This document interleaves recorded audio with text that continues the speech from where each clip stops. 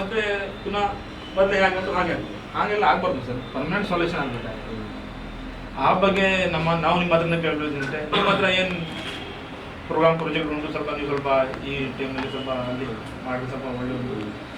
ಈಗ ನಮ್ಮ ಕಂಪ್ಲೇಂಟ್ನಲ್ಲಿ ನೀವು ಅಲ್ಲಿ ಅವರಿಗೆ ನಮ್ಮ ಪುಸ್ತಕ ಅಧಿಕಾರಿಗೆ ಹೇಳ್ತಾರೆ, ಅವ್ರು ಸರಿ 2 ತಿಂಗಳು ಸರಿ ಕೆಲಸ ಮಾಡ್ತಾರೆ, ನಂತರ ಮತ್ತೆ ಅದೇ ರೀತಿ ಯಾವುದೋ ಒಂದು ಪರ್ಮನೆಂಟ್ ಸೊಲ್ಯೂಷನ್ ಆಗುತ್ತಲ್ಲ ಸರ್. 7 ಜನ ತುಂಬ ತೊಂದರೆ ಉಂಟು, ಅಲ್ಲಿ ಇರ್ಲಿಕ್ಕೆ ಆಗುದಿಲ್ಲ ಅವರಿಗೆ, ರೆಗ್ಯುಲರ್ ಪ್ರಾಬ್ಲಮ್ ಆಗಿದೆ.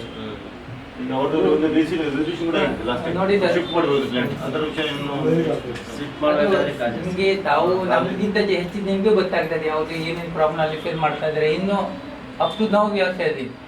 ಹಾಗೆ ಆ ಒಂದು ಬಹಳ ಚಿಂತಾಜನಕ ವಿಷಯ ಅಂದರೆ ಅದು ಮೇಂಟೆನೆನ್ಸ್ ಯಾವಾಗಲೂ ಸರಿಯಾಗಲಿಲ್ಲ. ಈಗ 4-3 ತಿಂಗಳ ಸರಿಯಾಗಿದ್ದಾಗ ಏನು ಪ್ರಾಬ್ಲಮ್ ಇರಲಿಲ್ಲ. ಅದು ಏನು ಮಾಡ್ತಾರೆ, ಅದು ನೆಗ್ಲಿಜಿಟಿ ಯಾವ ಥರ ಮಾಡ್ತಾರೆ ಗೊತ್ತಿದೆ. ಅದು ಆಪರೇಟರ್ ಇದ್ರಲ್ಲ, ಅವನು ಸಾರ್ವಜನಿಕರೇ ಅದು ರೆಸಿಡೆಂಟ್ ಹತ್ರ ಹೇಳಿಕೊಳ್ಳ ಹೋಗ್ತದೆ, ನೀವು ಸ್ವಲ್ಪ ಬಟನ್ ಮಾಡು 3-4 ಬಟನ್ 3 ಆ ಥರ ಕೇಳಿ ಅವನ ಹತ್ರ ಕೇಳಿ ಹೋಗ್ತಾರೆ. ಅವನು ಮತ್ತೆ 2ನೇ ವಿಷಯ